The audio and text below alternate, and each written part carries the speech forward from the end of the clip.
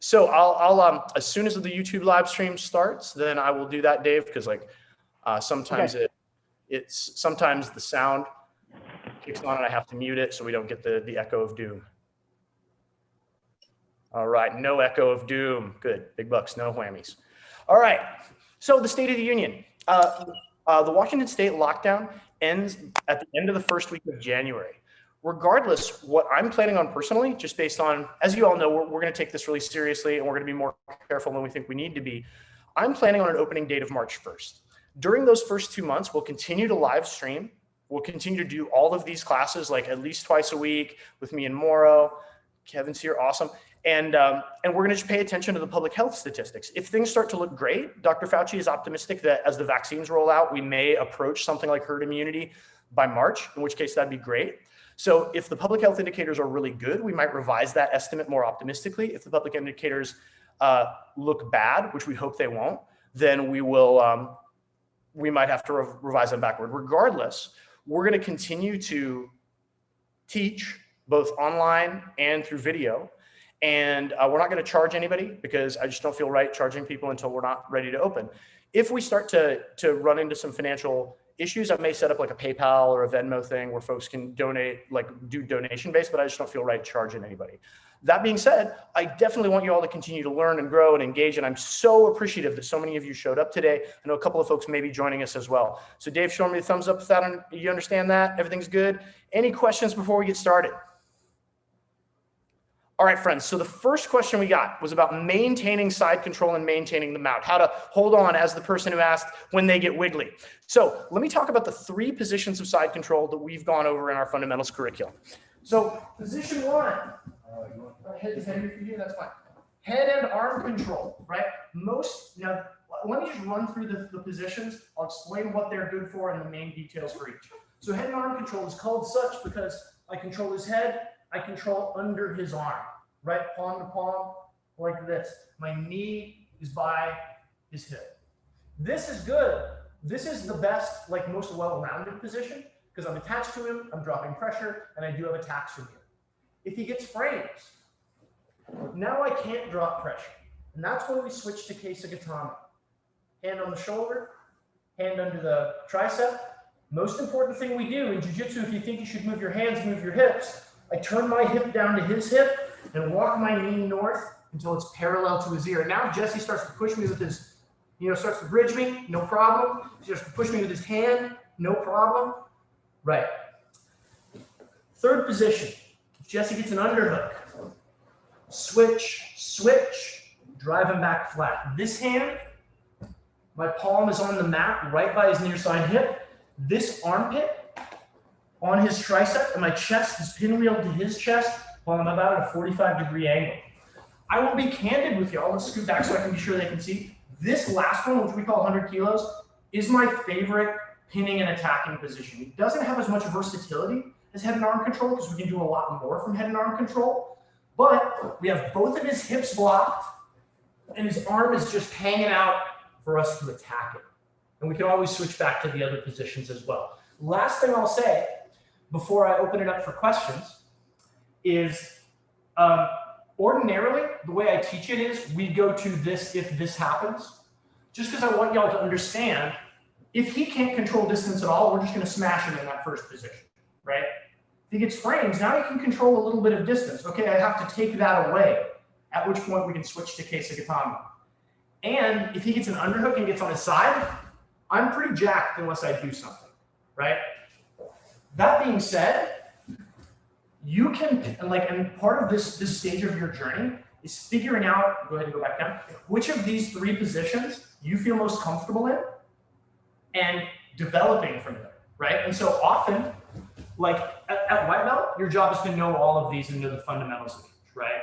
But when you're actually rolling and you're like here, you're like, I really love Kimura's, even if he doesn't have the underhook, you can go right here, right?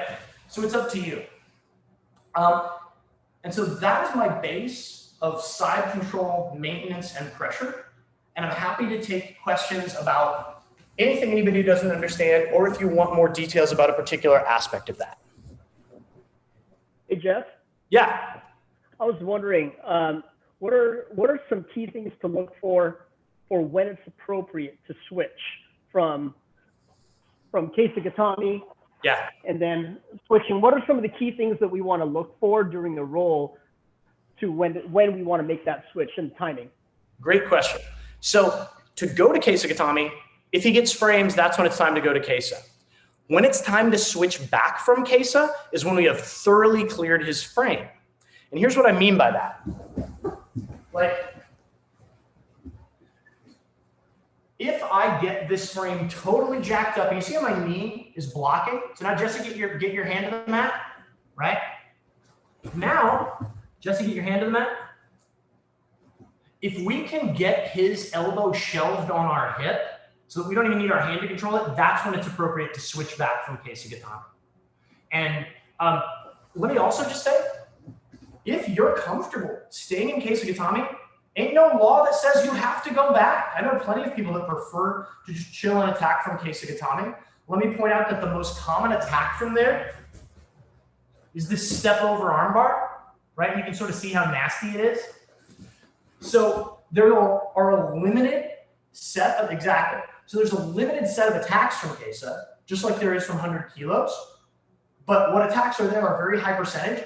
And you guys know that my rule of grappling is, if I'm not in danger and he's having much less fun than me, I don't worry too much about transition, right? Does that make sense? Does that answer the question you actually asked? How about everybody else? Anybody have questions about side control maintenance?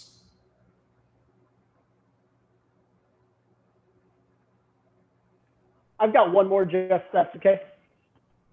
So I have more of a question on getting to. So some of the things that like when I pass the guard and I'm just about to get into side control, my partner's arms are a lot longer. Yeah. Before I can get to the control. And so I'm finding some difficulty in getting through those arms to get to this spot. Sweet. I have two answers for you. Well, three. The first answer is get better at passing the guard. I know that's a silly answer, but I have two little technical details that I think will really help you. So if his long arms are what's going to be problems. And by the way, Skylar had asked about guard retention and recovery, and I just made a long video about that I will post. And so I'll be going over some of those concepts because the two go together, right? Like how you recover the guard. To pass Jesse's guard, I need to pass his feet, then his knees, then his hips. So if you're getting here, right, and his big long ass ape arms, I'm gonna go let somebody in.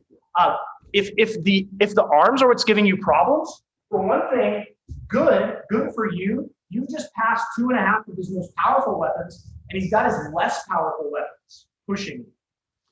So let me tell you, these are the two things that I think are going to make the big difference for you. First, we're going to turn our body and blade our chest. So like if I'm straight on with Jesse and he stiff arms me, it's going to be hard, right? And I'm sure that, you know, he might be clawing at your face or whatever. So we're going to do two small things. See this hand? We would go for the underhook, right? Instead, what we're going to do is we're going to put it on the mat right by his hip. So like just palm down on the mat by his hip. And then we're going to blade our chest, so I'm looking off that way. And now Jesse, try and stop him. Now Jesse, get your guard back. You see why he can't get his guard back is this hand. Exactly. And we're not going to do this all the time. Let's scoot back just so they can see some of the details like that. Because what I plan A, right, is to drop my knee here and block his hip that way. But if he's got long, giant, you know, Dave Porter arms, then maybe we can't do that. That's okay. That's why we have hands. There are many other reasons we have hands, but this is a good one. So you see where my knee would go, my hand goes there. And now if he tries to push into me, it's going to blade my chest. And you see where we end up. We basically end up in a crossbody side control position.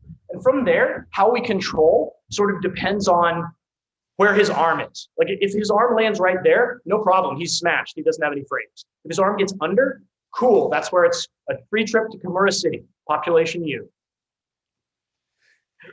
Awesome. Does anyone else have any questions about this side control position?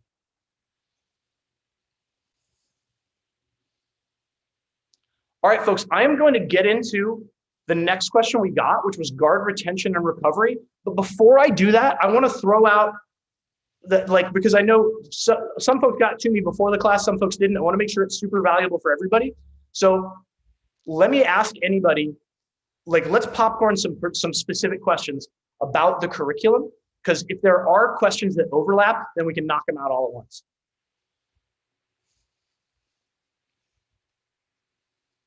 It's okay if you guys are shy too. I'm gonna check the YouTube comments. I've got one. Hit me, Jamie. So in half guard, I feel like if I can get into sort of a dogfight position, I'm pretty comfortable there. Okay.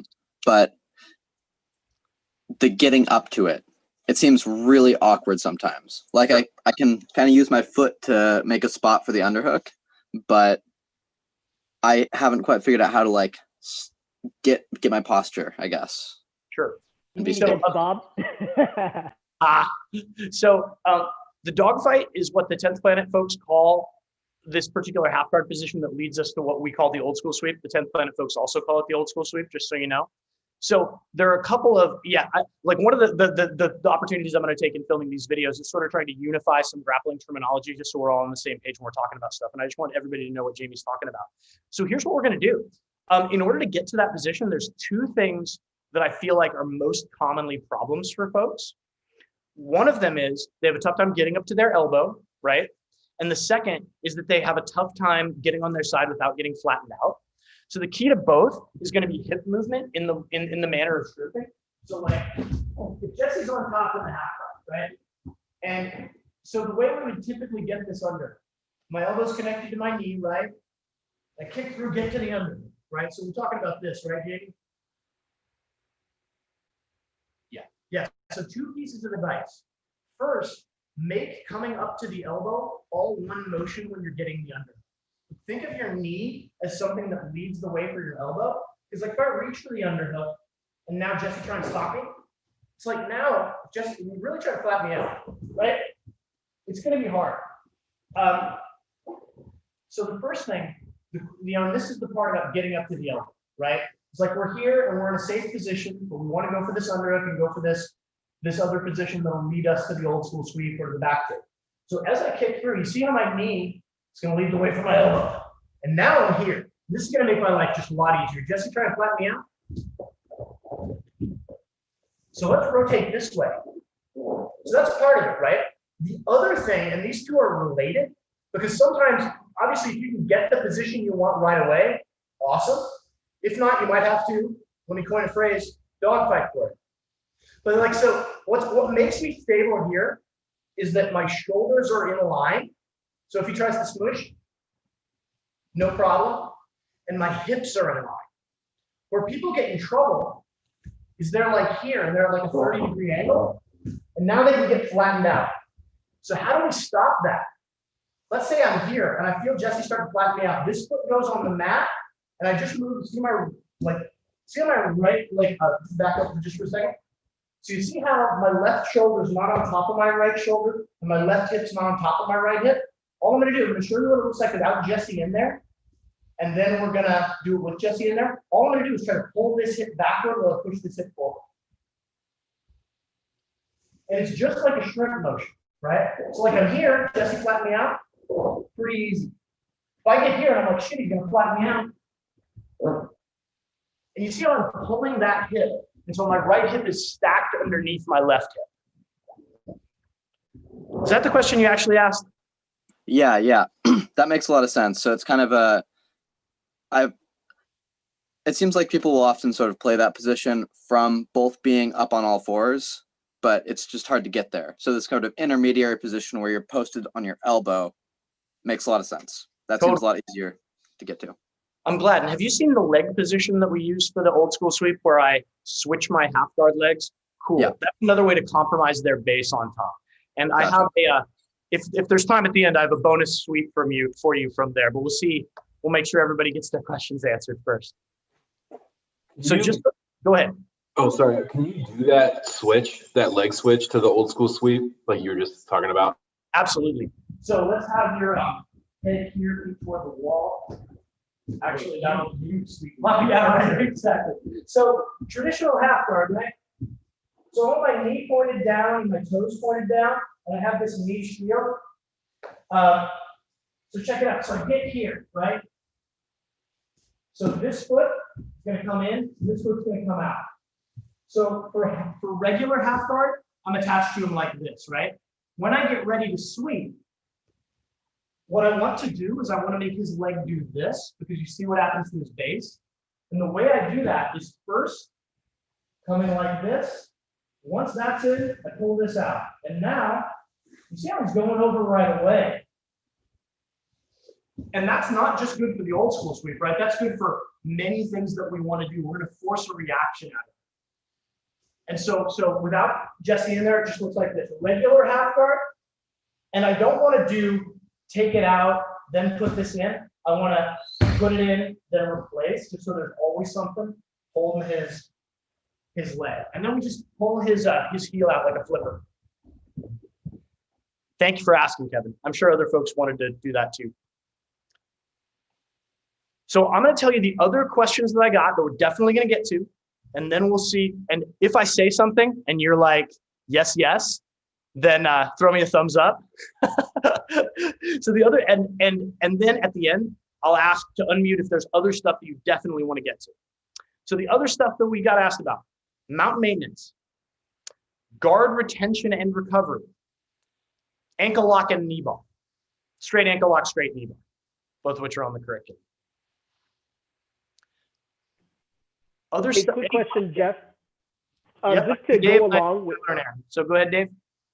Just to go along with when you cover the ankle lock, can you also cover entries again? I remember you covering getting into single X. If you could cover just a piece of that again. I absolutely will. And just so you know, our Blue Belt curriculum, we have one entry that we do, or two entries, depending on how froggy I feel. But so I will show you those two entries for sure. And then if there's time, I may show you a couple of other entries. Like for Purple Belt, we require, like for this, we require, like for Purple Belt, we'll require at least one or two entries from both top and bottom, because you can get there from both places. So I will definitely do that. Any other material you want to make sure I cover?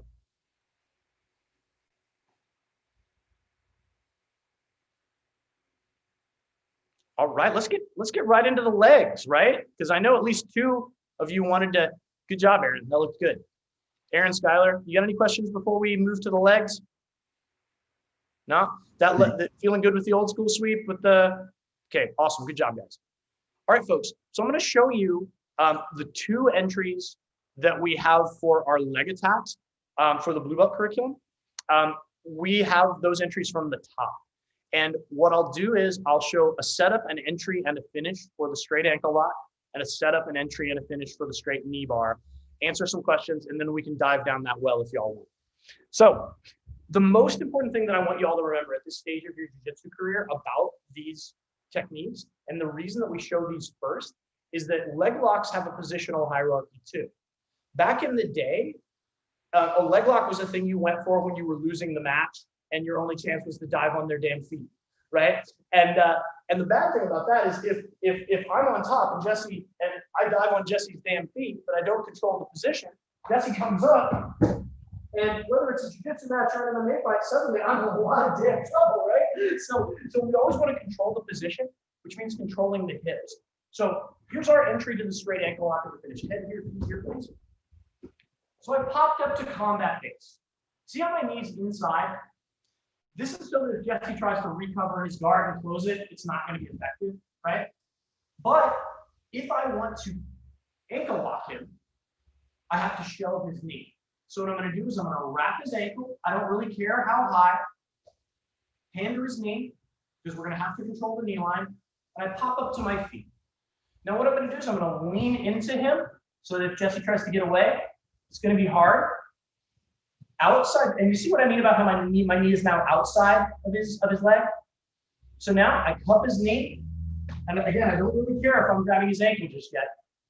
And as I sit, this foot comes to his hip, right? So we call this single leg X, because I'm attacking one of his legs and I'm making an X with my feet, right? My heel is inside on his hip, and my toes are pointed out. Most importantly, my knees are pinching together. Right? And so you see how this gets us to this position. Now, the reason that I didn't care exactly how deep I got on the grip is because I can adjust later, right? But if he gets away, I can't adjust. So the most important thing is making sure we're stepping on his hip, pinching our knees. Now Jesse tries to get away from me. He's stuck. So to finish, the blade of my wrist goes up, right about at his Achilles tendon. I want my hand, and I'll show this a couple different ways, both correctly and incorrectly, so you can see the difference. Most important thing for hand position, you don't want it down by your belt line, you want it up between your nipples. Make a ball with your fist, make a socket and a lift. And now very gently, start to lift with your grip and push your hips up. And you see how quickly Jesse taps, right?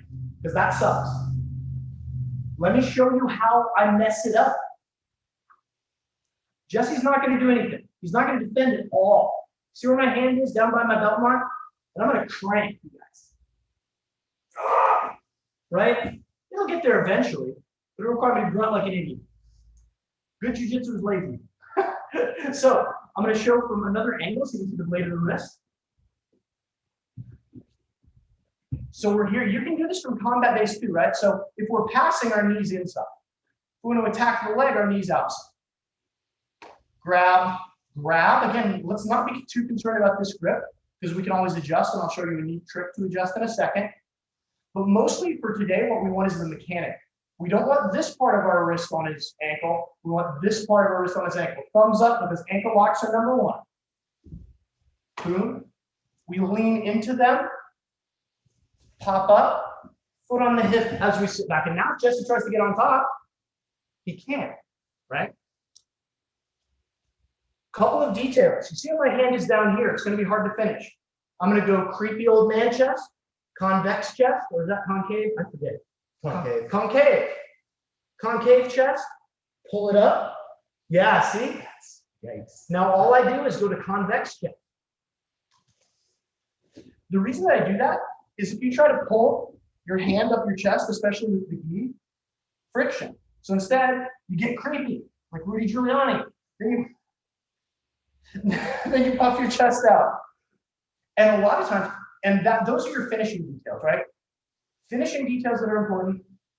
Hand can be down, should not be down here. It's not to say it'll never work. It's more efficient if it's up here.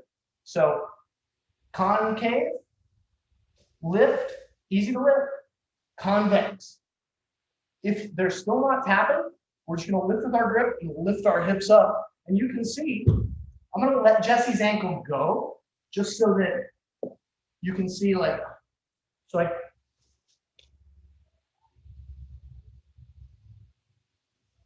and you see where his foot would go, right? If I were to finish. You can also finish by going belly down, which makes it more powerful, but that'll be an ankle lock class later. So without him in there, right, here's what our grip looks like. Fist, concave chest, lift, convex chest. See how already the hole where his ankle is much smaller? Puff our chest out, lift our hips. Makes sense, guys. Any questions about any of that? I have a Hey, question. Jeff? Yeah. Oh, go ahead. Let's go Mike first, then next. Could you grab your own gi to secure that at first? Yes, you could. A lot of really good guys do it. Hoist used to do that. Think of that as like sort of, and honestly, you can finish like this, just with one hand, or just with your gi. It's just, the reason I teach it like this is just we really want our hand high. So if you're gonna finish with your gi, have it up here, not down here. Right. Yeah, good question. Thank you. Definitely do that. Yeah, no, absolutely. And like Cody Malte will also do it with the guillotine blade hand. So, Dave, you had a question? Yeah, how important is it in your preference to have their foot, to have your blade of your wrist on the base of his ankle? Or is it okay sometimes to finish a little higher, slightly higher than the base? That's, yeah. Way up. Jesse, show them where my wrist, yeah. So I'm glad you asked that, Dave. And let me answer that in two ways, one globally and one specifically. Globally, there's not just one straight ankle lock. There's a zillion types. There's the foot fold straight ankle lock. There's the almost toe hold pressure straight ankle lock. And there's what I do, which is the Achilles lock or the calf crush. The reason that I do it this way, and the reason I think it'll be useful for you to do it that way, and you saw, like, I was halfway up Jesse's calf when I finished him. And it sucks. It's awful, right? The reason that, guys that have longer legs, like Skylar, maybe Jamie, maybe Kevin, you all might do a different variation of the ankle lock, which I will be happy to show you. This one works great. The one my instructor does, it has different details because it's more of the foot fold, right? Where you make his foot go like this and it breaks those ligaments as opposed to breaking the Achilles tendon. The reason that I do mine this way is, I'm gonna do it from this side so you guys can see, is if I were to do a foot fold version, what you wanna do is you wanna get their toes in your armpit to make it, and it'll work, right? Problem is, Jesse, push your foot up, my foot up your hip. Now it's not gonna work, and I'm gonna pull them on top of me. Now, if my legs are the legs of a 6'4" college basketball player, which my instructor is, who gives a shit? He can control Jesse from way over here. From me, Jesse, push my foot up your hip. I'm able to keep it really controlled here. But because I have stumpy little vegan legs, my arm is down here, and yet still, you see Jesse's face? Not great, right? So That's a combo too. That felt like it was going to rupture and then break. yeah, and so I answered that in two ways, right? Like a lot of different ankle locks. The one that we're going over today is basically an Achilles lock or a calf crush. There are other types of ankle locks that also work with different details, but for a guy like with your body type, I think you'll have success this way. Skylar, Yeah, that's really helpful, and I can see it being easier to get to as well. totally, and we'll do all of this stuff too in the advanced curriculum as well. Skylar, you got a question next? Yeah. On this, so where is that, like, that leverage point on the ankle? So, like, am I feeling like that pivot point should be right on the back of the ankle, or is it a little bit, feels like it's a little higher? So it should ideally be right here. The reason for this is one of the only tendons where it's exposed on one side. Like most of your other tendons have like a bunch of meat and soft tissue around them, which makes it suck less. This is just like the blade of the wrist right on the Achilles tendon. So that's the ideal position. It'll still work in another position, but Okay. No, yeah. that's Jamie's next. Yeah. You mentioned a bunch of different variants. I've been doing one variant a fair amount, which I think you said it was like, you said there was one that was like almost toe hold like, where you'll like sort of twist. Yeah. Is that legal at white belt? It is. Okay, cool. I thought so, but I just wanted to be sure. And that's a great question. I'm always happy to answer clarifying questions like that. The reason that it is legal is neck cranks are not legal at white belt. But if Jesse rear naked chokes me and my neck happens to be like this while he's like got the frigging face crush horrific rear naked choke, I might tap because of the neck pressure. But if a choke is present, the ref will still call it legal. So similarly, if they feel like they're getting toe held, but you aren't toe holding them, it's still legal. If the ankle lock is present, because sometimes you'll feel an ankle lock in your knee too, even though a knee lock isn't legal. But as long as like you're trying to do the ankle lock, you're good. I saw at least one other person had a question about this, or maybe not. That's an awesome glass, dude. Josh, you have a question? Can you talk a little bit about like maintaining the single leg X? I feel like just the mechanics of it. I feel like I get into that position a lot of times and somebody grabs my leg and all of a sudden I'm in this weird 50-50 kind of position, something like that. That's a great question. And so let's spend some time on that. So the two most important things that I want you to remember are the knee line and the knee pinch. Because I put like, and so the two main ways that, so single leg X, I do this, and then Dave and I do this with slight variations. So Dave usually has this foot here on the near side hip. I usually have it on the far side hip, so I'm falling off like this. I'll explain the difference in just a second. Dave has it right here. Also, I put heel on hip, toes out. Dave will actually like step with his is that called instep, probably, on your ribs. Both are excellent. And I'll explain reasons why both are excellent in a second and like the different things. What they share in common is I am attaching Jesse's knee is behind the line between my two knees, and my knees are pinching together. So now I'm going to do it Dave's way, right? Jesse, get away. I'm going to do it Jeff's way. Jesse, get away. Right? So, and I'll boil down the difference in a second. But the two most important things that all of these things have in common are my knees are pinching tightly together and there's a line between my two knees and his knee cannot escape. You see that sometimes I'll even just hug his knee, right? Like if I want to stay in this position. So the 50-50 sort of thing, like, so I don't know. So that, like everybody that's just starting to do straight ankle locks, those are the two things that you should worry most about. Pinching your knees together, controlling the knee line, because that's going to set up all your leg lengths. Josh, because this is happening to you, what often will happen, somebody's going to push the foot off your hip. And this is not wrong. You see people do this, right? So what I'm going to suggest you do is take this foot and come out here. Now, we're just going to finish the straight ankle lock. I can finish here, or I can even go belly down and finish it. And what I'm doing is I'm basically stepping on Jesse's body. So if Jesse tries to move, it's really hard. And that's the reason we don't teach that as a defense anymore, because there's a checkmate there, essentially. So I think I answered the question you asked. Did I answer the question? Okay, awesome. Is that helpful? Sweet. Any other questions about this straight ankle lock position? Does everybody understand the knee reaping thing? I see a nod. I see about half nods. I see some like, ah. So let me explain. I see like 60% nods, which is awesome. It's exactly where you should be. I'm going to explain it just so that you understand sort of the two differences between me and Dave's style of single leg X control, and so you don't do anything that's dangerous or will get you disqualified. So reaping the knee is where you cause your opponent's knee to turn in like this, and you're making that happen. Like I can do this to myself because I can control it, but I can't make them do this when I take my leg across their hip line. So for example, a lot of times, and this is the reason that I control a little differently than Dave does, is I compete in the IBJJF tournaments more than Dave does. And Dave competes under rule sets where all leg attacks are allowed, which is awesome. In the IBJJF, they're just now starting to allow some of these advanced leg locks. So in the IBJJF, which is the most common tournament organization I would compete out of in US grappling, if my leg goes across Jesse's hip line and his knee comes in, I would get disqualified, in the gi at least. The idea being, this puts a lot of pressure and torque on somebody's knee. You just don't want to mess with it. And that's why we're not going to do this in the academy until we get advanced belts. Just because like, and let me tell you, like usually it's not you hurting them. It's somebody in Jesse's position not understanding. It's like, oh crap, this seems bad. I got to get out of here. And then they injure themselves.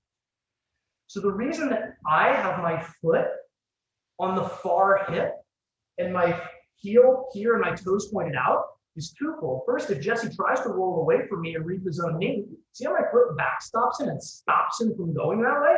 That's why I do that. Second reason, if the ref looks like he's going to disqualify me, I can look, I point to my foot and be like, I know the rule, man. Because if my toes are pointed the exact opposite direction that would cause a reap, then I'm not going to get disqualified. The other reason that I sort of like to do this is strategic. I love the straight ankle lock. And so if he rolls away, I can follow him, but then there's iffy questions about whether I'm going to get DQ'd or not in certain tournaments. Whereas, let's say I'm here, and this is one of the reasons that Dave controls like this, is if he tries to go away, checkmate, a really deadly leg lock called the heel hook is right there. And so Dave has an amazing straight ankle lock. It's one of his top 3 best submissions. But part of the reason Dave's straight ankle lock is so good and his leg lock game in general is so good is there is no safe area, right? If you're like, I don't want to get straight ankle locked, I'm going to turn away. Boing. Oh crap, I'm going to turn back into you. Boing. Oh, you know. And so part of the reason I have that foot on the far side is to backstop my opponent so they can't move. Dave is like, I don't care if you move because I know what's there when you move. So just 2 different approaches. Does that make sense, guys? Also, I'm a lazy man and I don't want anyone to move because if they move, I have to move and I'm going to get sweaty. It's going to be embarrassing. All right, y'all. Any questions about the straight ankle lock? Just going to check YouTube, see if there are any questions. No questions from YouTube. So to recap, the other things that folks definitely wanted was straight knee bar and guard recovery and also mount maintenance. So since we're doing legs, let's do the knee bar next. Okay, makes sense? I'm going to show two different entries, and Dave, this will also answer your question about entering the legs. I'm going to show two different entries. For blue belt, either entry is fine. So the first entry that I'm going to show is the first entry that I was taught. The second entry enters into like a whole leg lock cornucopia cavalcade of stars. And so it's what I do mostly now. But this still works. So like, let's say I'm going for the knee cut pass, and my buddy has their leg here. A lot of times people are going to step on your hip like this. Be careful with this, guys, because this is where a really deadly straight ankle lock can happen, and I'm filming a video on it next week. But we're not going to go over that today, because that's not on the curriculum. But if they do this, and I don't want to do that deadly straight ankle lock, what I can do is underhook the leg. Now, why would I do that? I'm going to post on them. I'm going to drop my knee to the same place I would drop it if I were knee cut passing right there, hip. You see how I'm looking at y'all? And by the way, you're all very good looking today. I'm going to look away from you. So I'm going to post and spin. Right? Most important thing is that my ear lands on their toes. It's not super important for my leg to come free, but I'd like it to. I'm going to extend my legs out, cast my legs out, and then hook them and pull the guy toward me. This hand comes across my chest like I'm doing the Macarena and pushes down on his ankle like it's a buzzer from Press Your Luck. I'll show you the position in just a second. So I push down on his heel, and now I just gently bring my hips forward. You see how very little motion it used? I'm going to show it a couple times from a couple different angles so that y'all can see the entry and y'all can see a couple of finishing details that aren't really commonly taught. So I'm trying to knee cut, right? I'm trying to drive across here. But he leaves his leg behind. This arm grabs his leg. And I'm just going to cup it right at the knee. I'm going to post on him and or on the mat. My hips are pointed this way, and soon they're going to be pointed this way. Most important is that my ear goes to his toes. I'll explain why in a second. I could just leave this foot hooked here, but I'd rather it come out, and watch this. Legs come out, and I hook and I pull them toward me. Let's rotate just a little bit this way, because now I want to show you guys the finishing details. So, you see how I'm like cupping, right? Leg comes out, hook. Ear on his toes, come to the heel, and push down on the heel. Come to your shoulder, and bring it in tight like you're doing the Macarena. And I didn't even push my hips forward, Jesse tapped anyway. Why do we finish this way? It's a knee bar, which is why it's more legal sooner than heel hooks or toe holds. It's a straight lock, right? Like I'm hyperextending his knee. And you can see like how much further I could go. Because Jesse's tapping when I'm here, but I could just do this. It really ruined his day. The reason that my ear goes on his toes is Jesse try to get away. If my ear's not on his toes, Jesse can turn his toes to the ceiling. And now it's not a straight lock anymore. And I can like reef on his leg, but he's going to get out and get on top.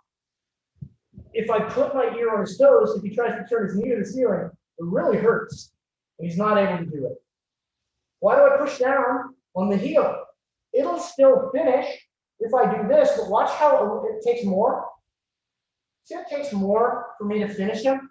It's because there are two types of knee bars. One is ripping apart the hamstring. This one attacks the meniscus of the knee. And so because it attacks the meniscus, it's a compression lock. So compressing the knee joint, I mean, I'm barely gonna do anything, right? Like, yeah. So some of these details are more important than others, right? The details that are the most important are the ones that allow you to control the position, because if you don't lose, you win in jiu-jitsu. You know, that's priority one. Stay safe, be awesome. If you submit them and then wave to your adoring fans, that's double plus awesome points. We'll get there later. The reason that I show all these details is because jiu-jitsu is like drinking from a fire hose. And I want you to see everything early and assimilate it. And so that when you're rolling with Clayton the Destroyer or Professor Morrow, and you're like, I got the knee bar, why isn't he tapping? That you have three other things that you can do that you wouldn't need to do against a normal near mortal, right? So I'm happy to show that another time. But does anyone have any questions about that? Maybe this is silly, but these are legal at Blue? Knee It's bars? legal at some blue belt no-gi tournaments. Okay, I had thought it. Okay, no, okay, I see. Cool. It's legal at I some. remembered it being purple, so I was confused. Yeah, it's and so here's the thing, like, and I saw that Kevin also had a question. Let me talk about submission legality and also how we think about that in our curriculum. You'll notice the heel hook is on our white to blue belt curriculum. It's not because I want y'all doing heel hooks. It's because I think it's silly that we don't show people this until later on, because most injuries happen out of ignorance, where you're caught in a position that you don't understand and you try to beast out of it. And this sucks if it's your finger, really sucks if it's your knee. So I want everybody to understand how the mechanics work. And so that's why things that are not legal at your belt level and that I don't necessarily want you doing during rolling are still on the curriculum. So I want you to learn about them, because I didn't learn advanced leg locks until purple belt. And that was like 2 years of me catching up. And now my leg locks are hot fire. But like, I would rather you guys have hot fire leg locks the minute they become legal. So to answer the other question is that tournament rules really vary and they're changing. And so like US grappling, for example, and like usual, just as a, like there are a lot of different tournament rule sets. As a general rule, leg locks are more permissible sooner at no-gi because of the lack of friction. So at some tournaments, they are legal in blue belt no-gi. Kevin, you had a question? Yeah, thanks, bud. Good question. Yeah, I'd like to see about clearing, how you kind of clear that foot from the cut. Good question. So first, I'm going to answer it in 2 ways. First, I don't need to. Second, to do it, I move my hips. The reason that I don't need to is the same reason that, you know how there's that arm bar where our foot comes in their armpit and we don't care if we clear it out? It's the same principle. As long as my knees are pinched tight together, I'm still going to be able to finish. If I want to, what I'm going to do is I'm just going to move my hips a little bit. Often it'll come out when I spin, but if it doesn't, I'll just move my hips away a little. So let me show this way. So you may have your feet this way head against the wall. So I'm going to do this twice, and you can see like 2 different situations. So situation 1 is I do a hard spin, and it just comes out, right? Spin just comes out. Scenario 2 is I get here, and I'm like, man, I would really like this out. I'm just going to move my hips out, and then do it. That's when I cast my leg and pull. You see how Jesse's already defending? Good job, Jesse. This is your leg lock, your knee bar defense. Because if I can't reach my knees tight together, he can let me crank all I want. It's not going to work. So now he starts to clear that knee line and get out, right? But so 2 scenarios. Like if I get there and my foot is stuck, let me just also show you, Kevin, that I can finish right here, right? Even though my foot is trapped there. But if I want to, what I can do, just move my hips and pull the knee out. So either it comes out immediately. If it doesn't come out immediately and you don't feel like you can take it out without losing the position, just try to finish right there. But if you want to take it out, move your hips a little. I'm loving these questions. Y'all are nailing the questions, and I'm thrilled to see all of this interest. Okay, Skylar, let me see it one time. Yeah, just cup his knee. Yeah, just like you were. Now cup his knee. There you go. Now put your right hand on the mat and spin toward the exercise equipment. There you go. Right ear on his toes. Right ear on his toes. There we go, buddy. All right. Seeing some folks do some dummy work too. Tough for me to see what's happening below the belt there, but hopefully that knee bar is working. I get a thumbs up from Aaron, so awesome. Any questions about the knee bar, y'all? Y'all or the straight ankle lock? What's up, Marcus? Man, I'm super stoked to see all y'all today. Okay, bonus knee bar entry that's not required, but I want to show you. And it may, like, look, I change the blue belt curriculum every 3 months just because I'm always trying to keep pace with what I think is best. So when I'm going to put this on the curriculum, I don't know. But even if I don't, I'm going to show you like the knee bar position that I use a lot now, which also enters all the other advanced leg locks. And I attack the different leg. So if like we have your feet here, head here. So let's call this the near leg, because this would be the leg that we were cutting towards, and this is the far leg, right? So we just attacked the near leg, right? What we can do is back step and attack the far leg, right? And you'll hear me call that the gargoyle position, because that's how I learned it. It's not a 10th Planet term, weirdly enough, even though it sounds like it. It's a term by a guy, Andrew Smith. The reason that, let me have you rotate this way. The reason that I call it the gargoyle position, well, Andrew Smith called it that, he named it, is I want to be leaning forward like a creepy gargoyle. on a church in Paris. Because if I'm doing this, Jesse, take my back. Ha ha. Jesse, take my back. He's probably not actually going to get on my back, but I'm definitely not going to knee bar him either, right? So when I back step, I want to be right here. Now you can see the knee bar, right? When I fall off for it. And so I do want y'all to know this entry because we're going to be doing it a lot. And me and Jesse are going to film the series on that in the next couple of weeks. But I also want to show you, just this is a preview, guys. So let's rotate. Because leg locks, like I said, have a positional hierarchy. And I don't want us to think of them as like a screw it, go for a leg lock. I want us to think of it as we are entering a hub in the same way we would enter the knee cut pass hub, in the same way we would enter the spider guard hub. So if I just backstep and like knee bar the crap out of them, awesome, yay me. What most people are going to do, and what I would encourage you to do, is triangle their legs. Now it's going to be hard for me to clear this. There are ways to clear it, but it's going to be hard. At this point, I can transition to an advanced leg lock position called the saddle. There is a straight ankle lock here. There is a heel hook here. And there is a move that Dave got banned from a tournament organization, the Texas Cloverleaf here. So all of those, and I'll explain the banning story later, it's hilarious. But all of those are really effective leg locks. And Jesse will tell you, he feels pinned in that position, feels really stuck. And so that's what I mean when I talk about like leg hierarchy, is that we're not going for it just to go for it, unless we're down 15-0 in the last 10 seconds of the tournament, right? But we're going for it because we want to enter a position where we have some control, we can attack them, but they can't attack us. So let's stick a pin in that. But for now, let's just worry about attacking the near side leg with the knee bar.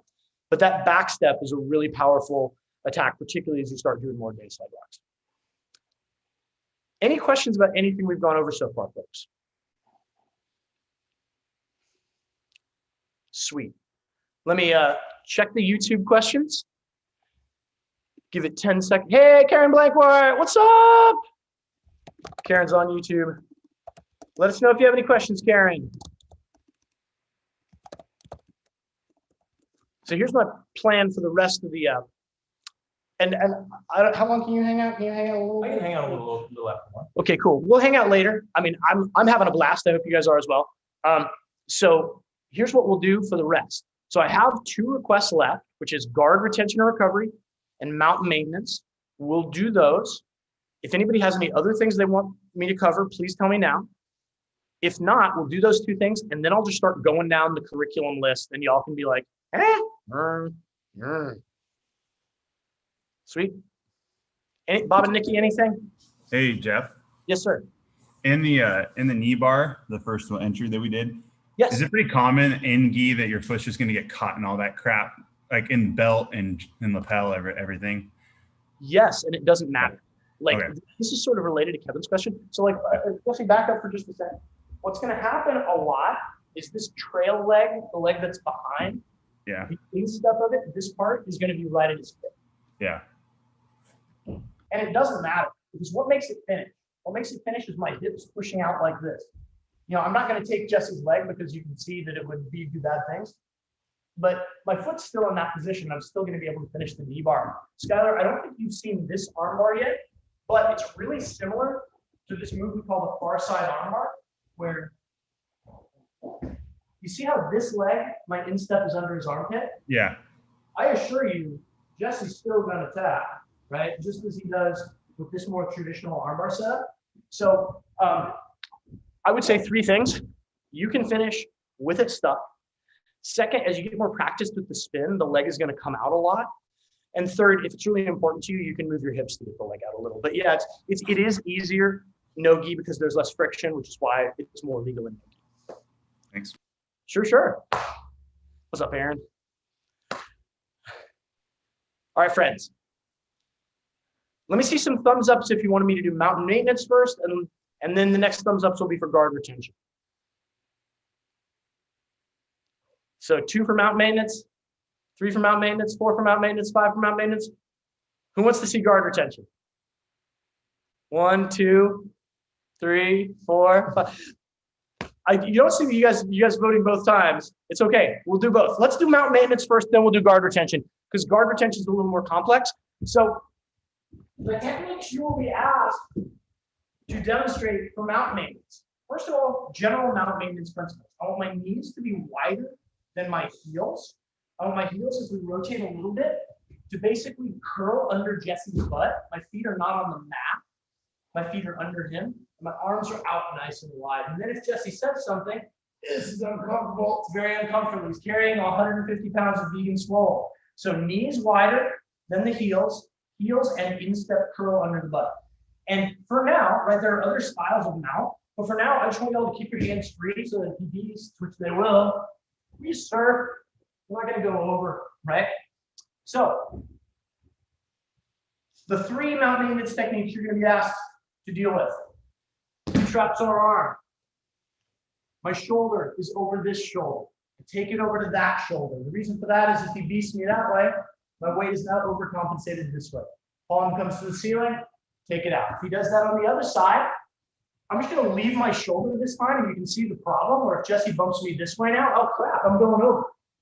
Instead, see how this shoulder's on top of this shoulder? I just take it over to the far shoulder. Now, my whole fat ass is over here. I try, we call this the limb arm, because I'm not going to make the more I'm flexing my small biceps, the harder it's going to be to get it out. So I just turn my palm to the ceiling and come out. One more time on each side. Just keep your arms nice and loose. And we escape that way. I show these 3 because these are the 3 most common things that untrained or people that have had a little bit of training will do, right? Because you guys know the UPA escape where we do trap the arm and roll them. But even if you've never taken a jiu-jitsu class, if someone's like this on you, you might grab their arm, right? So you need to be able to not get rolled when that happens. Second thing, and this is, we don't do this in jiu-jitsu, but everybody else does this. Boom, the bench press, right? And it doesn't work, or it shouldn't work. We want to make it not work. And eventually, we're going to attack this arm. That's what we're going to do eventually. But for mount maintenance, what we do is I stagger my shoulders. So one shoulder comes forward, and I swing inside, go right back. Stagger my shoulders, swing inside. The reason that I stagger my shoulders is if Jesse pushes up and I do this, and Jesse's really strong, I'm going to get there, but it's a fight. Because if Jesse's bench pressing, this is a strong position for him. Now I'm just going to leave, and Jesse, keep your arms where they are. Does anybody bench press like this? I hope not, because now you saw it was kind of hard for me to fight here, but if I rotate my shoulders, super easy. He's much less strong there. So he pushes up on me, I rotate one shoulder forward. Doesn't matter which arm goes first, it's your preference. Just one shoulder comes forward, one shoulder stays back. Third mount maintenance technique. And this is the one where maybe the person has had a little bit of training. Maybe they're going to try to shrimp. But for the purposes of this, they're not going to get on their side. If Jesse actually gets on the side and does the knee elbow, okay, now I have to react to this. This is a good technical jiu-jitsu escape. A lot of times, guys are just going to push your knee, right? They know they want to shove your knee back. I'm going to post, grab the wrist, lift, and slide. So I remember this as post, lift, and slide. Post, lift, slide. Then on the other side, post, lift, slide. Now if we rotate, you'll see Jesse's now in a high mount. And if he bridges, his bridge is suddenly way less effective than it would be here, right? High mount is an attacking mount. So one more time, he pushes my knee, post on the other side, lift his wrist, slide my knee right up under his arm. Post, lift, slide. There are, of course, more advanced ways to do this that we'll get into. But remember, the fundamentals curriculum is about self-defense. It's about, yes, we want to be really good grapplers because we're not training to beat people who suck. But we also want to make sure that, like, if something silly happens, you end up on top of somebody, even if they're much bigger and stronger than you, I want you to be able to stay on top safely. Does that make sense? Does anyone have any questions about any of those techniques? Jeff, is it fair to say that if you have them in mount, like, do you want to be actively working toward timeout pretty much 95% of the time, or? We could debate about the percentage, but yes. More often than not, you do. Because why? Because frames are for defense. And if they're able to frame and put their elbow on the mat, now they're halfway to escaping. If we can destroy their frames, then if they can't escape, eventually you win. So, 95%, I would say it's your preference. Like, we could debate about the percentage, but it's not, let me put it to you this way. If someone says, hey, Jeff, you can either be in normal mount or high mount, if those are the two options, I'm always going to take high mount. And if I'm in the mount, I'm going to be working to that like much more often than not. And if folks are interested, I will show you another way to work to high mount, but maybe I'm getting ahead of myself. So good question.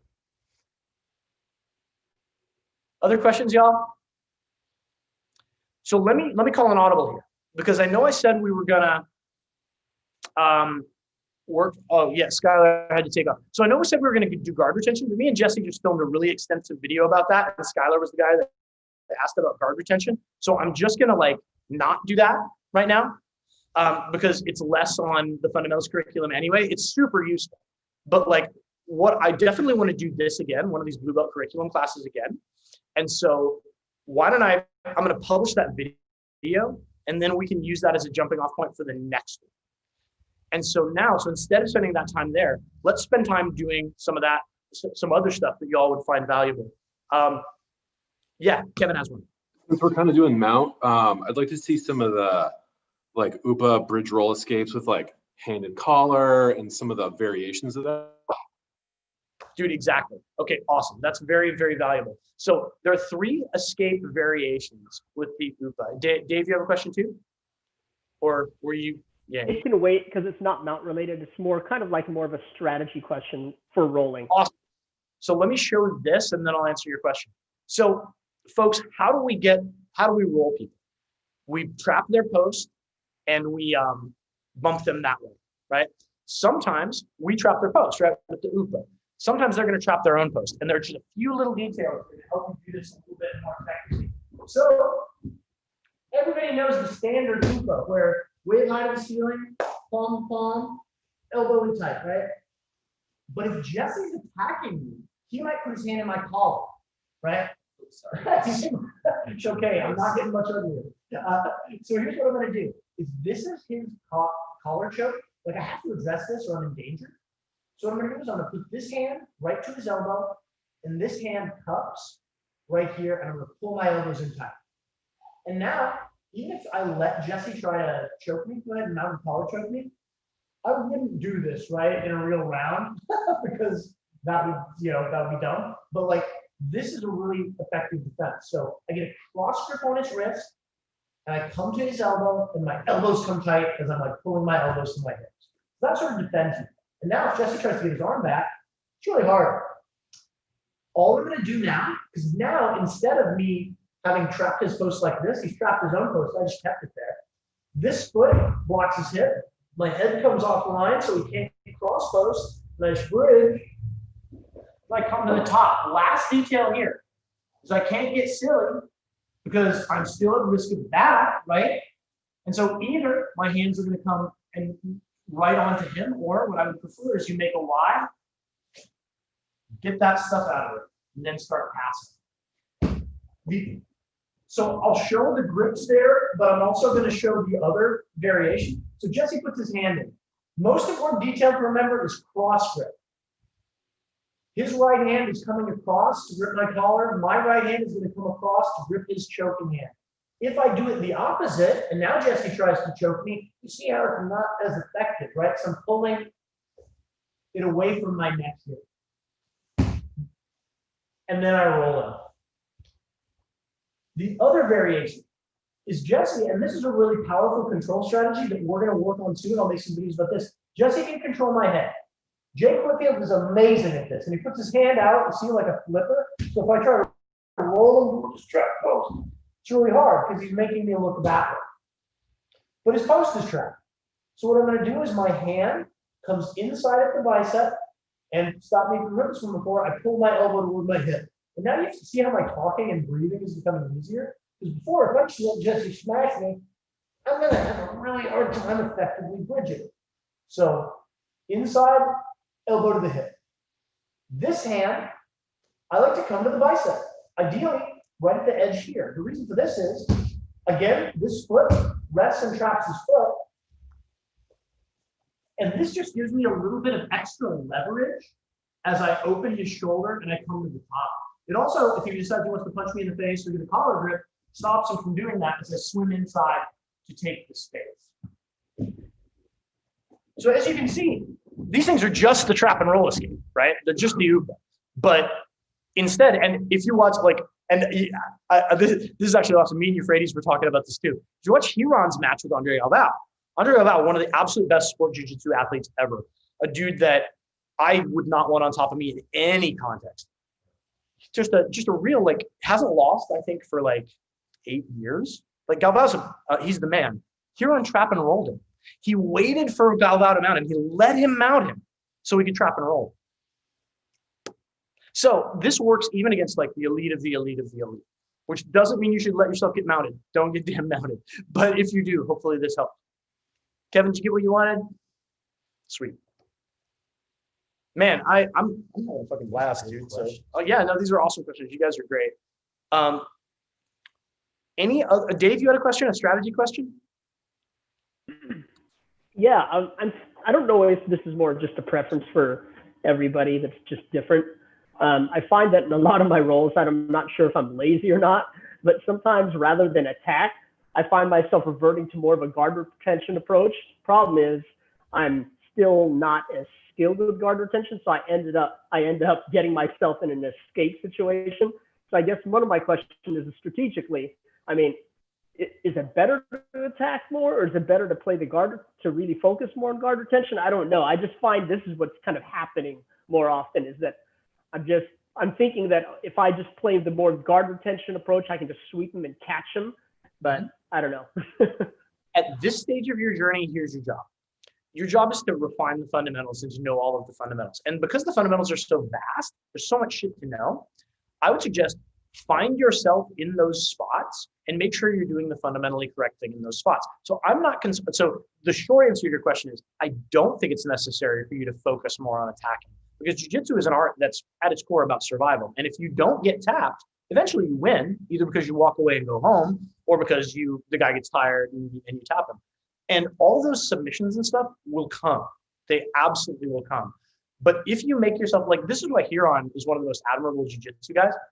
If you make yourself untappable, that's way more powerful to me. Like, I think that's way better than being able to tap 80% of people out there. If you can beat 80% of people, but 20% of people can beat you, that's great. You're awesome. Yeah. If 100% of people cannot submit you, give me that 10 times out of 10. So the real answer too, right, is that because you're, at this stage of the game, you need to have that foundation. So don't worry too much about the positions you find yourself in. Just worry about doing the technically, fundamentally correct things from there. And when we get back to rolling, and also this offer is open for everybody, and some of you have taken advantage of it. If you are rolling, feel free to videotape yourself. Send me the video. I will give you voiceover commentary, because another answer that I might give you is, okay, you seem to settle for half that. Here is a way that you can use that to either attack or get back to the full guard. Or, hey, you're getting trapped in mount. Here's why you're getting trapped in mount. Or maybe I see you in a position like side control, where you're like, okay, I feel good here, but maybe I'm seeing like, oh, dude, the Kimura is right there. This is what you should do to get it. So I hope that answers your question. And again, you guys are rolling, like, definitely send me videos. I love making voiceover commentary. Yeah, Kevin? And I appreciate that. Kind of how I look at it is like with sports, you have coaches that are like offensively based and they just try to like outscore everybody all the time. And it's like, go, go, go. And then you have other coaches that are like, play defense, wait for them to make a mistake, and then run the break and use that as your offense. So it's like kind of your own personal philosophy, that's kind of how I look. Yeah. And like, I would say it's all about criteria, right? Where it's like, at least college football players, those guys are playing by the same criteria. If you have more points than I do at the end of the game, you win, I lose, right? And I'm going to write a blog post about this. One of the best jiu-jitsu instructors in the world is a guy named John Thomas. He has a YouTube channel, John Thomas BJJ. Jamie especially, you should check that out. Really brilliant technical jiu-jitsu. He's based out of Sweden. Really smart guy, and has a systematic approach that really resonates with me. So John Thomas made a video about should you have your elbows inside your knees or outside your knees when you're playing guard? And he's like, I feel like a lot of guys make mistakes by having their elbows inside their knees. But when he's filming the video, he's also like, now I can understand why you want to do this for like MMA or like self-defense because you have to protect your face. But like for jiu-jitsu, I do this because of structure. And I'm like, exactly, right? Exactly. If all you care about are sport jiu-jitsu tournaments, you're going to train a certain way. If you train about being well-rounded and like from my perspective, like having good, solid fundamental jiu-jitsu is the stuff that is good for everything, right? Like self-defense, mixed martial arts, winning tournaments, all that stuff. And so I'm going to teach you what I think is the absolute best practices for jiu-jitsu generally. And then if you're like, Jeff, dude, I really want to compete and win worlds, we will deep dive into the competition rules and strategy and all that stuff. And at that point, we'll start talking about, okay, Dave, you need to be attacking more. Here's how you can safely attack and things of that nature. Because it's all about your criteria, what you want out of your life. And I appreciate that because it's like, I also don't want to get caught in this thing of being too competitive and just wanting to try to win at all costs without getting better at my guard. Because I really do want to have a good guard. I really want to be able to get to, regardless of their size, just be as good as I possibly can at learning the guard. It's just right now, I just find myself getting my guard passed when I try that. And so, yeah, I'm just kind of in that situation where I want to be getting good at my guard. I also don't want to keep losing. Think of white belt as the scrimmage. You don't get to the game and winning is better than losing, right? It just is. But like, you're going to be a black belt much longer than you're going to be a white belt if you keep training jiu-jitsu. Black belt is the game. White belt is the scrimmage. For now, just focus on improvement. Felipe Costa, who is an amazing black belt, who's about your size and my size, didn't win a jiu-jitsu tournament until black belt. Didn't win a single one. Then he won the worlds. Sal Libero didn't win a single jiu-jitsu tournament until black belt. Then he won the worlds 2 or 3 times. He's considered an all-time great. Felipe Costa, Caio Terra's coach, incredible all-time dude. It took me 3 classes to learn to train. All right, and so I would way rather, and this is why like, a lot of gyms I think get it wrong by teaching heel hooks for attack early on, because if you get a blue belt that's never seen a heel hook and you know heel hooks, checkmate a lot of the time, right? Awesome, you beat a blue belt. You know, and don't get me wrong, blue belts are badass. Blue belt is an achievement that most humans will never achieve. But like, do you want to be tapping Dave Porter or do you want to be tapping a random blue belt? And so a lot of those dudes that are tapping everybody at white and blue because they know these, I don't want to call them gimmick moves because they certainly work. But like, if you tap me just because I've never seen the thing you did before, you're not going to get me again unless you get better with your setups, with your your defense against counterattack, things of that nature. And so you see a lot of dudes that are like setting the tournament scene on fire at white and blue belt, and then they fall off because they're like, oh man, I didn't bother to learn the straight ankle lock. I didn't bother to learn defenses for these things. And now I'm getting counterattacked because now I'm fighting the Dave Porters of the world. And now I'm fighting the Gordon Ryans and things of that nature. So we're focused, like I would encourage you to focus on like long-term growth and development. And we'll have this conversation again when tournaments become a thing again. Because it's real easy also to be like, I got a gold medal. It worked, didn't it? And I mean, I'm as vulnerable to that as everybody, right? Like when I was like, let me tell you about a mistake I made. Then we'll get back and then Jamie's next, which is like at Blue Belt in North Carolina, I was winning a lot of tournaments. I was berimboloing everybody. And because North Carolina had at the time a very self-defense based jiu-jitsu that was focused on MMA and things of that nature. And the berimbolo was a relatively new technique. And so a lot of folks that were better than me, like in aggregate, you would say their skill level was higher. When they get caught in the berimbolo, they didn't know what to do. And I was like, sweet. And it became kind of a crutch for me. And then I went out and trained in California and I trained in New York and I tried to do what I thought was my A game to those cats. And those cats smushed me because they were like, oh, you tried the berimbolo, but then I countered with this twister hook. And I'm just like, and what I thought was a B+ level berimbolo was like a C+ level berimbolo. And so, but that was good for me. That was good for me because I was like, okay, I'm not catching guys with this move just because now my berimbolo is 10 times better than it was then because I rolled with guys like Kendall that know what a berimbolo is and are really good at it and can go 3 to 4 levels deep. And that's sort of my goal for y'all. And I talked a little longer than I planned on, but I hope that was useful. Jamie, I know you've been trying to get a word in edgewise. Oh, no worries. It's all interesting to hear. So I was playing with De La Riva for a while, right? And I felt like I started to hit a wall with it.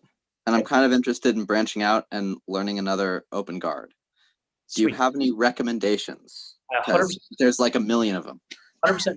So in fact, like I have like, and in the next week, I've developed a new open guard drill for partners that me and Jesse were like working the kinks out of today. And I didn't feel as good enough about it as I needed to in order to film it, but we're going to film it in the next week because guards are like galaxies. Guard is like the universe, right? And you transition between. So De La Riva, which I'm going to call outside hook guard going forward for a variety of reasons. And I would, so here's what I would suggest. I would suggest you start working with lasso / spider, or you start working with what's now called reverse De La Riva, or what we might call inside hook guard. And that doesn't mean you won't return to De La Riva, because I think the problem is probably not with the guard itself, but the problem is like your options are limited. Oh, so definitely. Yeah. I'm not critiquing the guard.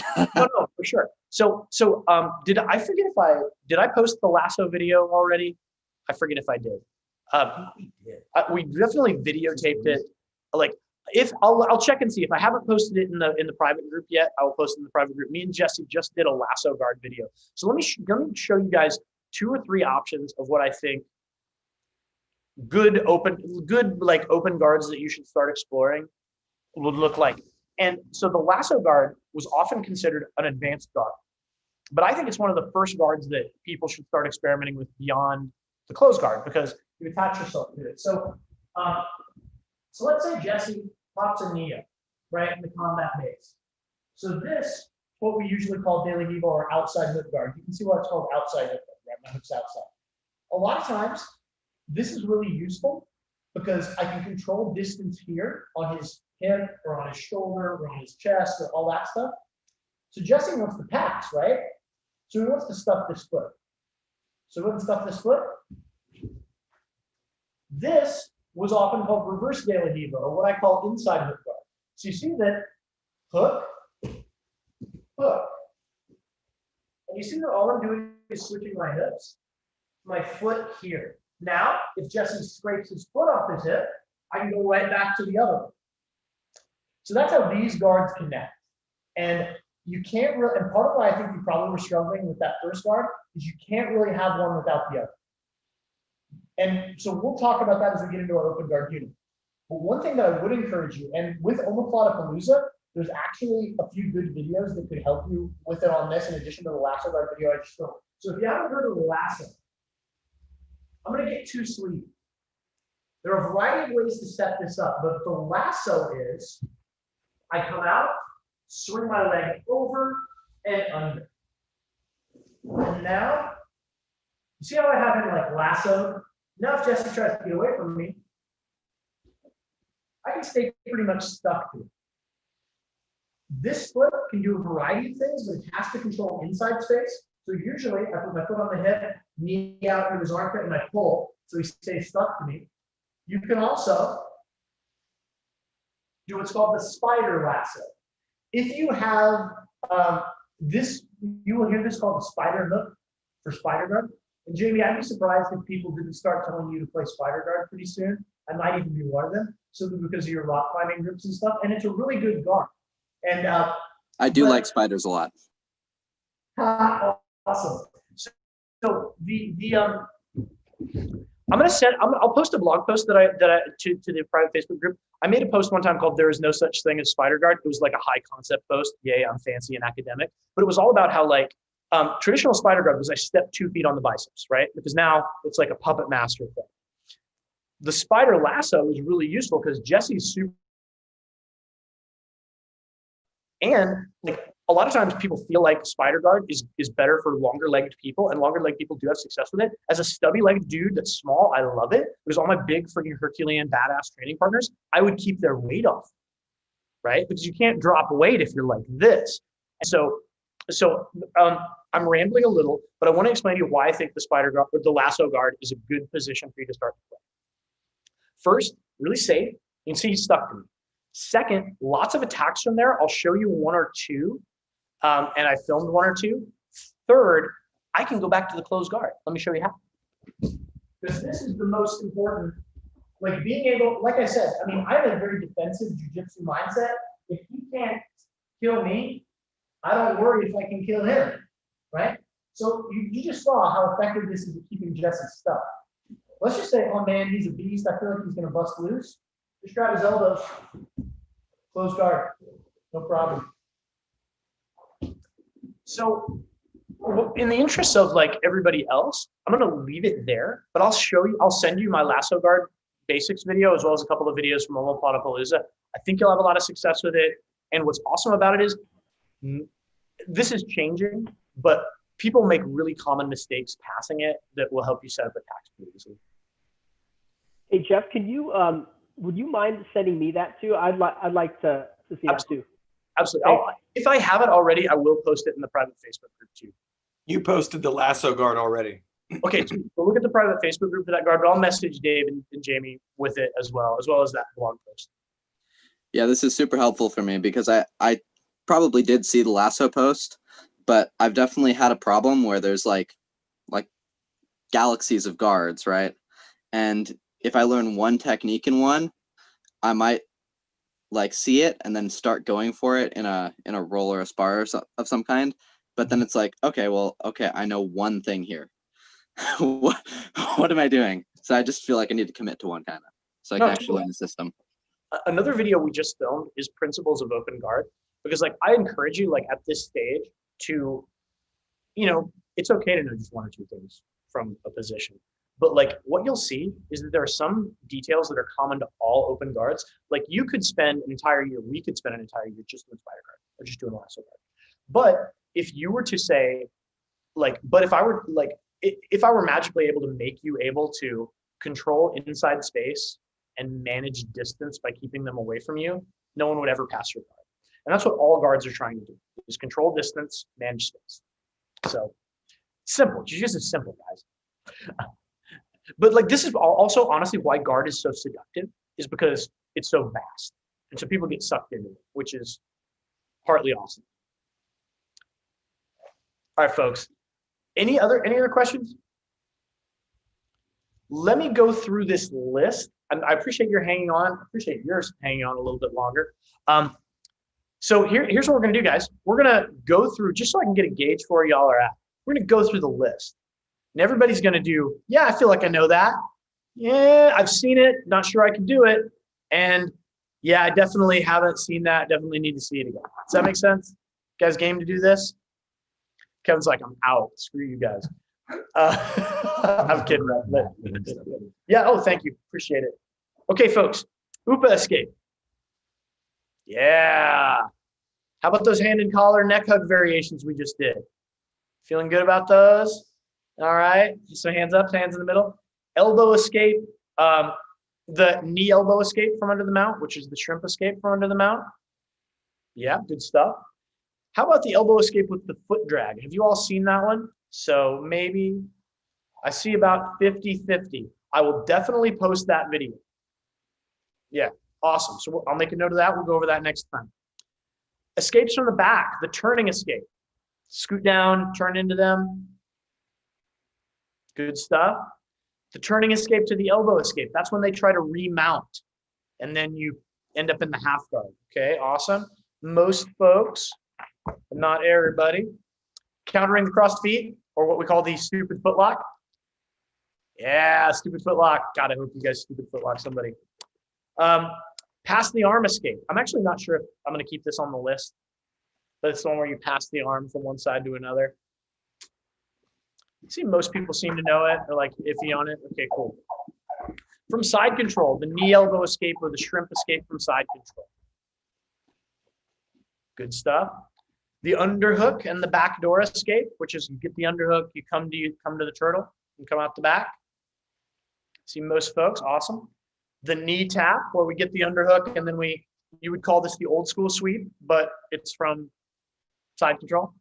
Sweep, grab their knees, bulldozer them over, sweep. Okay, guys, guard. How about the punch block series, defending punches from the guard? About 60-40, 70-30. We can stand to do some more of that. Sweet. Armbar from guard. Sweet. Triangle from guard. I actually put it on here this time. The arm drag and back take from guard, what you might call the old man back take, where we break the grip off, drag the arm across. See some iffiness. 70-30. Okay, cool. I'll repost it. The pendulum sweep and the flower sweep. Most folks. Okay, cool. Me and Jesse actually just filmed the new flower sweep video, so that'll be out next week. So that'll be good. The pendulum, that's the one where we're trying to scoot out and take their back. They push back into us. We go to the dead bug position, pendulum our legs, and wind up on top. Hip bump. Guillotine. Kimura from guard. Cross choke from the guard, collar choke. Yeah. Scissor sweep. Good stuff. Recovering the full guard from the half guard. Recovering the guard, good stuff. From the half guard, the underhook to the back take, getting the underhook from half guard and then taking the back. It's really similar to that sequence from the side control. Thank you for doing that, Jesse. Underhook to the old school sweep. This is the one we just went over that Kevin asked me to, with the sweep. Okay, our partner stands in the guard. Ankle dump sweep. Or double ankle and we come up on top to the mount. All right, sweet. I'll repost that one. Overhead sweep. It's the one I just showed Dave doing to Lance in the video on the Instagram, where they fair to middling. Okay, we could all do a little more on that. Finally, tripod sweep. And Jamie, this is the one. Awesome. And like Jamie, I think honestly, one of the things we can do to supercharge your De La Riva is if you feel good about the tripod sweep, combining that with the baby bolo back take, which gives you two really potent attacks from there, and they've got to give you one of them. That's pretty good, guys. We're doing good so far. And by the way, if you have to leave, just go ahead and leave, but I'm just going to keep reading through these to get an idea where you guys feel like you're at. Opening the guard from the knees. Pretty good. Just knee lance in the tank, Dave. It'll work. Second, opening the guard from standing. That's a joke. I can't believe I said that on the stream. It's not really a joke. Do it. I mean, but don't really do it. But I'm kidding, but not really. Opening the guard from standing. Pretty good. All right, sweet. Double underhook stack pass. Single underhook stack pass. 70-30, 80-20. Sweet. I can repost that. Is that the one with the knee cut? No, different one. It's, okay. But it's part of the same sequence. This is the one where we pin their knee to the ground with our hand. And then there we go. Knee cut. Pretty good. I see. All right, sweet. Knee drive. You could also think of this as the leg staple pass, where you're going to knee cut, but they move their hips the other way and you pin their knee with your knee. 60-40. Okay, good stuff. 60-40. Toriando or bullfighter pass. Okay, 80-20. No hands pass from half guard. This is I see some doubts. You might this is also called the head and arm pass from half guard. Okay, cool. I'll make a note. I should repost that one. I'm not sure if it is actually going to be on the blue belt requirements. It's one of those that just kind of circles the blue belt requirements. So we just went over maintaining the side control. Do people feel pretty good about that? Okay, sweet. Butcher choke from side control. All right, Jamie, I'm surprised at you, but thank you for being honest. I'll post a video. So Americana from side control. Everybody feels good, awesome. Kimura from side control. Most folks, yeah, good, awesome. Far side armbar from side control. I just did it, showed it a little bit. Got some 70-30. Okay, cool. It's a cool one that looks more complicated than it actually is. And you can drill it on a dummy, which would be nice. Taking the mount from side control, the knee drive and the hip switch. Sweet, good stuff. Dave's, okay, awesome. I'll repost some of those videos too. Maintaining the mount, we just went over that. Do people feel good about that? Mount attacks, Americana from mount. Sweet, America's #1. Yeah, all right, cool. Armbar from the mount. Pretty good, awesome. Cross choke from mount, collar choke from the mount. Sweet. Head and arm choke from the mount, also called the side choke from the mount. Awesome, I'm thrilled that you all are good with that one. Taking the back from technical mount with the gift wrap and the chair sit. So they get on their side, we hug them. 60-40, 70-30. Okay, cool. We'll do a little more work on that. Okay, we're almost there, folks. Rear naked choke. Pretty good. Awesome. Gable grip choke, which is the bastard choke. Awesome. Gotta love it. Sliding collar choke. This one. Sweet. Bow and arrow choke. Awesome. Okay. Takedowns and guard pulls. Take off. Dude, yeah. thank you. Britt wants to do a training session also. Oh, dude, I'm stoked. Have fun training. Thank you for your help today. And thank you for the cookies. Yeah, I hope they're good. See you Tuesday. I bet they're amazing. See you Tuesday. See everyone here Tuesday too. Everybody clap for Jesse. Yeah. Good job, Jesse. Thank you. Oh, awesome. Awesome. Okay, folks. Ankle lock and knee bar. Do we feel pretty good about that? Sweet. We're fair. Yeah, we'll keep drilling it for sure. Okay, so now takedowns and guard pulls. And I know this has been a challenge with everybody in sort of like different places, but do people feel good about pummeling into the clinch? Like the pummeling? Would it be helpful for, okay, people feel good about it? Sweet. As always, you can let me know if it would be good for me to make a video about any of this stuff. The bear hug takedown. For most people, pretty good? Okay, awesome. The leg hook takedown. I actually just taught this, and so I would be surprised. Yeah, I see some. Yeah. It's not surprising that you haven't seen it. I just actually put it on the curriculum with the last update. It's really good, and I will either and it pairs well with the bear hug. So when they defend the bear hug, we can do this to them, and I will either post a video or ask Jake Whitfield to make a video because Jake's amazing at this. Hip throw. All right, hip throw. Arm drag to the rear trip takedown. This is where we drag their collar across and we sit and trip them. Okay, I see about 50-50. Cool, we'll definitely spend a little more time with that. Guard pulls. Basic defensive guard pull. People feel comfortable pulling guards? Sweet, that's great. What about the Tomo Nage, which is the overhead throw from the guard? All right, we'll do a little more work on that. So, two things. First, a statement, then some questions. So, statement, you guys are exactly where you need to be. I'm thrilled to hear it. All the stuff that you were like, I'm kind of iffy on that is stuff that I rather expected you to be. So, thank you for being honest about that too. And I'm actually really thrilled with that you feel pretty good about most of the other stuff. So, having learned this, I'll make it a priority to do either post videos about that, do videos about that, and we'll definitely do another session of these because I had a lot of fun and I hope you guys did too. Last thing, any questions that have come to you that we didn't cover that you think would be useful for the good of the order? Let me just check YouTube to make sure Karen didn't drop anything in there. Karen says no questions. Thanks, Karen.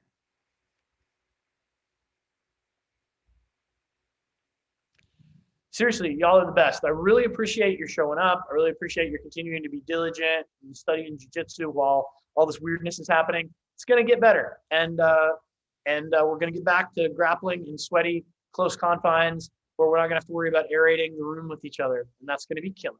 So if you think of anything you didn't ask about that you really wanted to ask about, go ahead and hit me up and I will answer the question. And second, you guys want to do another one of these? Let's schedule another one of these. So I'm going to put up a poll in the private Facebook group. So go to the private Facebook group and let me know if this time works or if there was a time that works better. And happy holidays to everybody, whatever you celebrate. I love y'all and thanks a lot for being a part of the community here. Thank you, Jeff. Thank you, Jeff. And good Have to a great everybody. Holidays, guys. Look forward to rolling with you all. Happy holidays, everybody. Yeah, stay safe and healthy. Take care.